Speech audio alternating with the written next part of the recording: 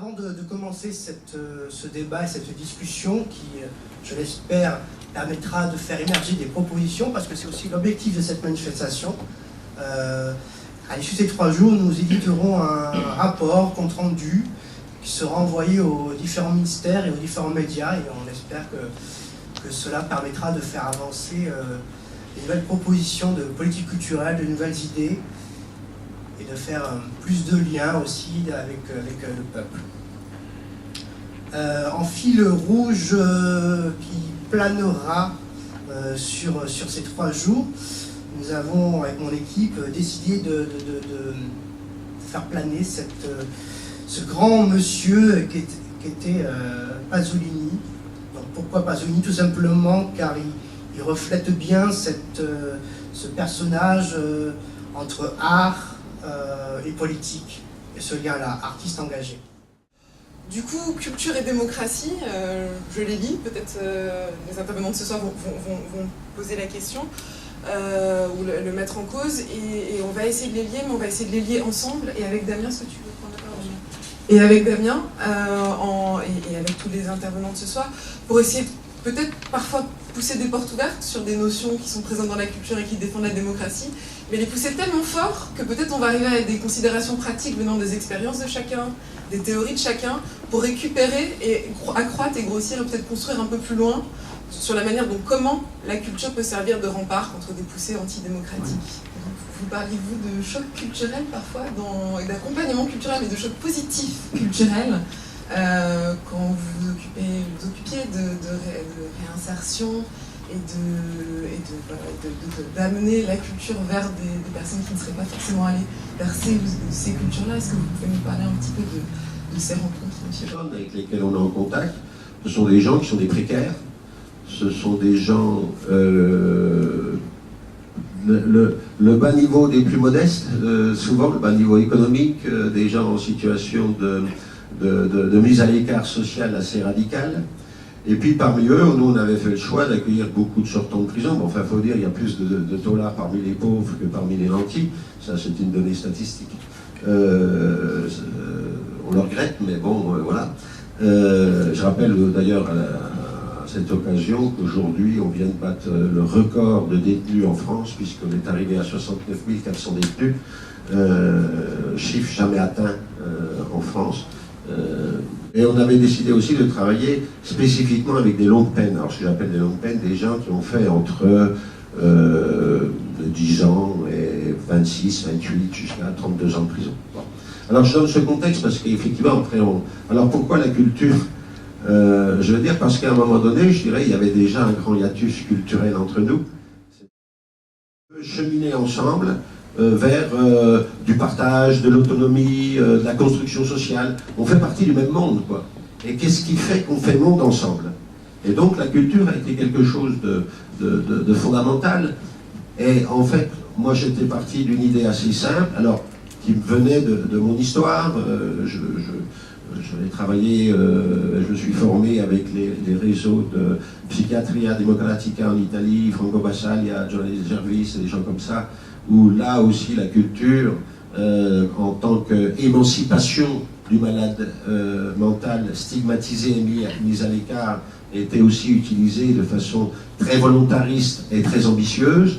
Donc voilà, j'étais allé apprendre un peu dans tous ces endroits-là. Et finalement, mon idée de base, c'est-à-dire, moi, ce qui me fait vivre et ce qui me fait plaisir, ce qui me procure du plaisir et ce qui me permet d'avoir du partage, c'est effectivement avoir une vie culturelle. Aller au cinéma, aller au théâtre, aller... je dis, les mecs qui travaillent dans ma boîte, on va peut-être leur soumettre l'idée qu'on peut peut-être y aller ensemble. Au théâtre, au cinéma, etc. Et puis on va voir ensemble ce qu'on aime, nous. Alors c'est un peu prétentieux, parce que peut-être qu'on est en train de leur refiler des choix, qui sont nos choix à nous, mais des choix qui se discutent. Bon, on va le tenter ensemble et on va en parler. Hein.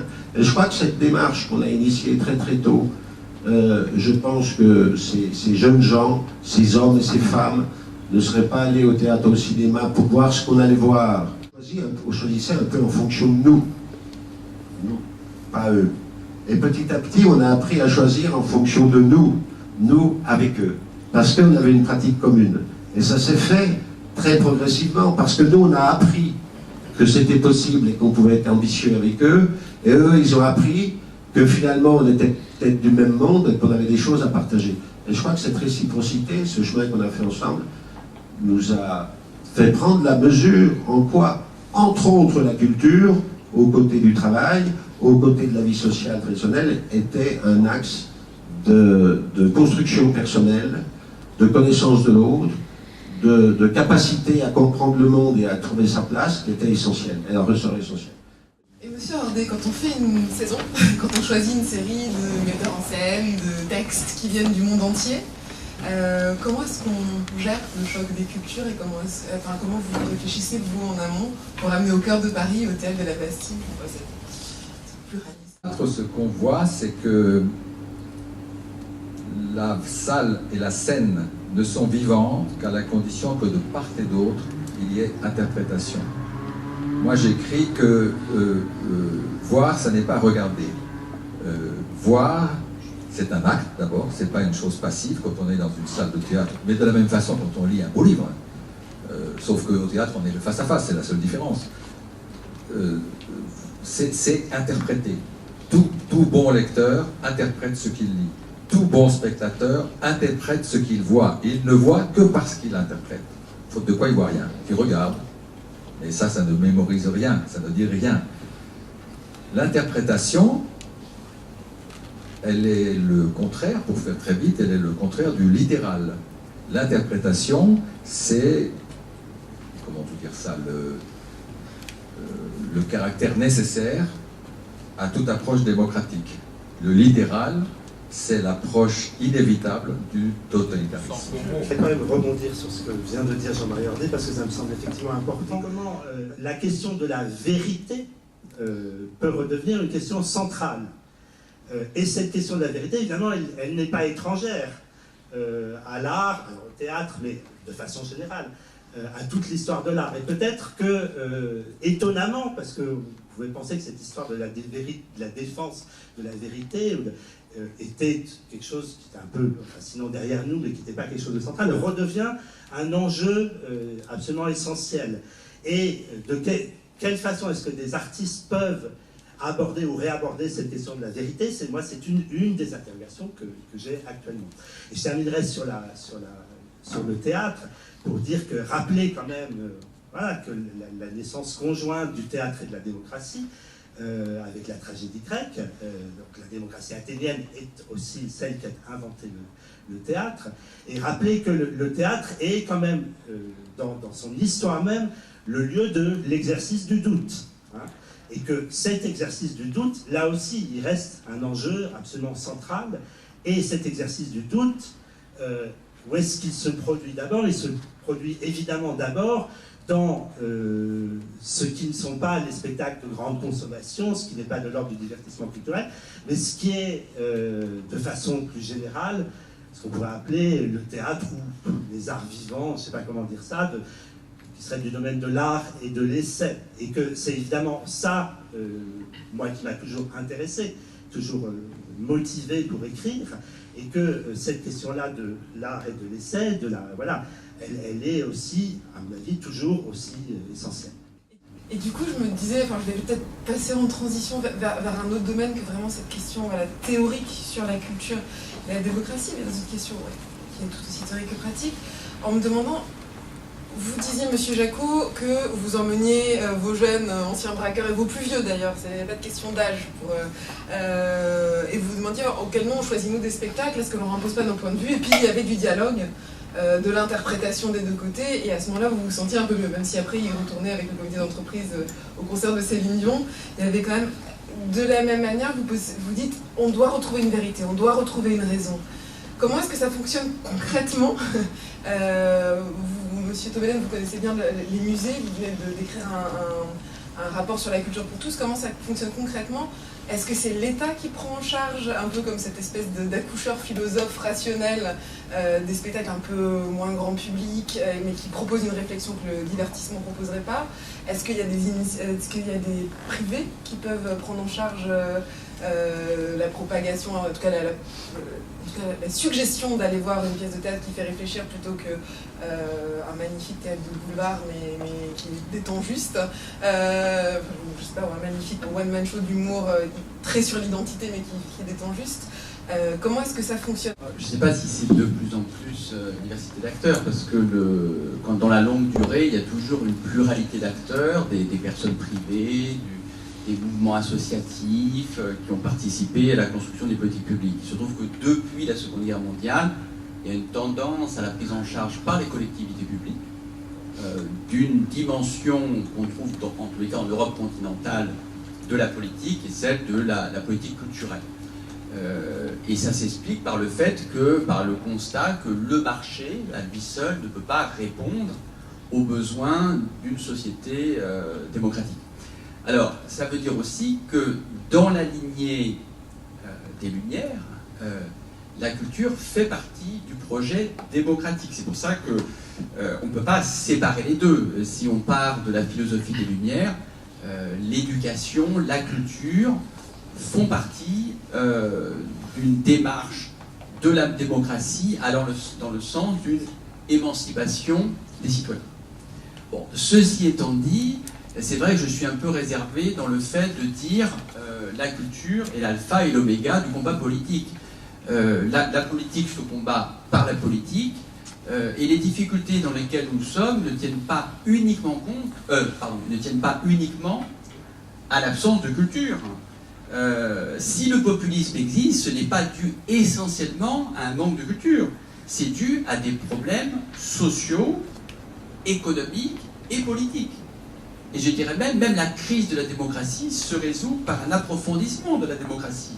Ça ne se résoudra pas uniquement par la culture. Alors je le dis avec des précautions, parce que je plaide évidemment dans le même temps pour une plus grande implication de l'ensemble des acteurs dans les politiques culturelles. Mais sur cette idée que la culture en soi serait la solution au problème, sans vouloir faire de provocation, mais c'est rappelé dans un article de ce mois-ci du Monde diplomatique, à ma connaissance, les dirigeants du Troisième Reich étaient des gens extrêmement cultivés. Il y en a qu'un là-dessus. Donc l'accès aux œuvres de la culture et de l'esprit ne garantit en aucune façon qu'on va s'inscrire logiquement dans la voie démocratique. Alors, le propos de la petite publication, c'est de rappeler une chose que les Français savent, puisqu'ils ont été interrogés récemment par le ministère de la Culture. Ils savent qu'il y a des inégalités d'accès à la culture. Donc ça, c'est le point de départ de la réflexion. Nous sommes dans un pays qui accorde une grande importance aux politiques culturelles, où les équipements culturels jouent un rôle majeur, où nous avons la chance d'avoir un pays qui est maillé, à quelques exceptions près, par des institutions culturelles, qu'il s'agisse des théâtres, des bibliothèques, des orchestres, etc. Et pour autant, dans le même temps où l'on dit ça, dans le même temps où on observe que les théâtres sont pleins, dans le même temps où on s'aperçoit, grand nombre d'entre eux, dans le même temps où on s'aperçoit qu'il est difficile d'obtenir des places à l'opéra, dans le même temps où on s'aperçoit qu'on doit faire longtemps la queue pour accéder à des grandes expositions, et bien dans ce même temps, qui prouve qu'il y a une grande partie des Français qui s'intéressent à la culture, heureusement, et bien il y a une partie des Français qui ne participent pas, en tout cas pas suffisamment, à ce jeu de l'accès en tous les cas, aux équipements culturels. Je n'ai pas dit la culture parce que la plupart de nos concitoyens ont d'autres moyens d'accès à la culture, par des voies personnelles, ou par Internet, par la télévision, par la radio, etc., quelles que soient les critiques qu'on puisse faire par ailleurs. Donc le point de départ de la réflexion, c'est de dire, nous avons des équipements publics, financés par l'ensemble des citoyens, auxquels, pour une partie de façon inévitable, sans doute, une partie de nos concitoyens n'acceptent pas. Donc, le point de la réflexion, c'est de dire, est-ce que c'est une situation qui n'a pas de solution, sur laquelle on ne peut rien faire, ou bien est-ce que nous avons à notre disposition une palette d'outils qui nous permettrait de faire évoluer progressivement, bien entendu, cette situation, pour faire en sorte que davantage de Français, et je crois que personne ne pourrait être contre autour de cette table, si je puis dire, aient envie de se rendre au théâtre, dans les orchestres, dans les musées, dans les monuments et dans les bibliothèques. C'est ça le point de départ de la réflexion. Nous J'avais envie de poser une question à Anne sur son travail de chanteuse, de créatrice, de lui demander simplement comment elle-même elle se situait dans elle se définit comme vous définissez comme chanteuse basque. Moi, ça m'intéresse de savoir ce que ça veut dire cette histoire d'identité basque. Comment vous articulez ça avec quoi? Un patrimoine, avec une identité et laquelle, avec un travail de création. Comment tout ça s'articule pour vous? Je crois maintenant je crois que la transmission a un rôle très important dans en tout cas la survie d'un patrimoine, mais je crois très important de continuer de créer. Parce qu'on écrit la musique de demain. Enfin, en tout cas, je suppose que la musique que j'écris aujourd'hui avec les musiciens, ce qu'on compose, qui est en basque, j'espère et je vais espérer que ce sera encore là, ce sera au même titre qu'aujourd'hui on a un patrimoine qui date les premiers écrits sont arrivés fin du XVIe siècle au Pays Basque, dans un recueil qui s'appelait le Salaberry, et j'espère que dans un siècle ou deux, je ne sais pas si mes œuvres feront partie de ce patrimoine-là, mais en tout cas, je pense qu'une chance que ce soit le cas, c'est d'écrire aujourd'hui. Donc évidemment que autant la transmission du patrimoine et la reprise et des fois revisiter des titres existants en basque, on le fait, mais je crois très important de créer. Et de toute façon, je pense que la création est l'avenir, mais ça, je pense que vous ne me contredirez pas là-dessus. Mais c'est important de temps en temps de se rappeler ce qui a été fait, d'apporter une touche nouvelle, et en tout cas de s'en inspirer. Voilà, en tout cas, moi, comme je travaille en ce moment, on essaie toujours de mixer le respect de ma culture, la transmission de certains titres basques, anciens, moins anciens, populaires, parce qu'on a aussi, comme vous parliez tout à l'heure de cette expression, vous faites une distinction entre le divertissement culturel et la culture. Et j'entends, je comprends votre point de vue, mais pour l'avoir parfois moi, dans des discussions, des dîners avec des amis de tous bords, et politiques et culturels, basque et pas basque, ça me surprend toujours de distinguer. Je me dis, mais qui je suis moi pour distinguer ce qui doit être appelé divertissement culturel et ce qui doit être appelé culture? Parce qu'en fait, et c'est pour ça que la notion de vérité m'a interpellée, j'ai la naïveté de croire que la plupart des artistes qui montent sur scène et qui se mettent à nu, c'est peut-être très bateau ce que je vous dis, ou très stéréotypé, mais je crois qu'il y a toujours une part de vérité et dans le fait de monter sur scène, enfin, la plupart du temps, et j'espère que pour tout le salut des artistes c'est le cas, je crois que les gens ont leur part de vérité. Et j'ai toujours du mal à des fois lire des critiques, c'est difficile de monter sur scène, on essaie de le faire le mieux possible, mais voilà, qui suis-je pour dire que ce spectacle-là relève de la culture et celui-là relève du divertissement culturel? Dès lors que le mec qui monte sur scène, la personne et l'artiste le fait sincèrement. Et je crois qu'aujourd'hui, en plus, je vais aller jusque-là, c'est que la réalité du métier, on ne peut pas la nier. Il y a, comme vous disiez tout à l'heure, une vraie contrainte de rendement économique. Hein. Aujourd'hui, même si je fais de la chanson basque, si je veux continuer d'en faire un métier, d'avoir la chance de vivre de cette passion-là, je suis obligée d'être consciente de la réalité. Et la réalité, aujourd'hui, on a cette chance en France d'avoir l'intermittence du spectacle. On a cette chance quand même on reviendra après sur la responsabilité de l'État dans la culture, puisqu'on en a déjà un petit peu parlé tout à l'heure. Je ne sais pas si l'État et les institutions doivent être absolument autant responsables du développement culturel. J'ai perdu mon fil.